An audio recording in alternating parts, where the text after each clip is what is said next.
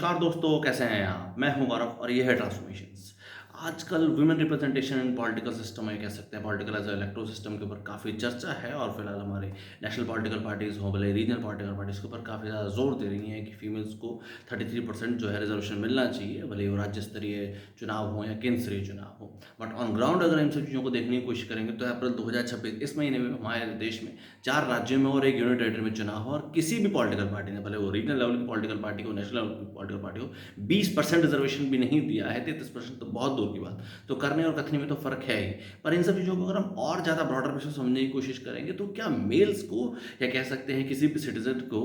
देश में क्या इक्वल अपॉर्च्युनिटी पहले मिल रही है एग्जिस्टिंग सिस्टम जो हम फीमेल्स के रिगार्डिंग बात कर रहे हैं कि उनको 33% रिजर्वेशन मिलेंगे? क्या आपके पास ऐसा एक भी एग्ज़ाम्पल है प्रोमिनेंट वे में या इनप्रोमिनेंट वे में राज्य के स्तरीय हो, भले वो केंद्र के स्तरीय हो, भले वो 3 टायर पंचायती सिस्टम में हो, पार्षद काउंसिल के लेवल पे हो, जिसमें किसी भी देश के युवा को या कह सकते हैं किसी भी इंटेलेक्चुअल पर्सन को उसके विचारधारा पे, विज़न पे, पर्सपेक्टिव पे, मैनिफेस्टो पे कोई किसी भी पॉलिटिकल पार्टी ने भले वो राज्य स्तरीय हो, भले वो आपके केंद्र स्तरीय हो, उनको कोई इक्वल रिप्रेजेंटेशन दिया हो या टिकट दिया हो। आज भी ये जो एक तरीके से पॉलिटिकल सिस्टम्स है, ये गिने-चुने लोगों के हाथ में ही है और वही पैसे, सत्ता है, सत्ता से पैसा या वही विशियस सर्कल कि मनी और मसल पावर के जो या फिर जो सब लोग इस तरह के पॉलिटिकल सिस्टम में रहते हैं, गिने-चुने लोग, उन्हीं सबको ही एक तरीके से रिग्रेसिव वे में और फेज़ में अपॉर्च्युनिटी मिलती ही रहती है।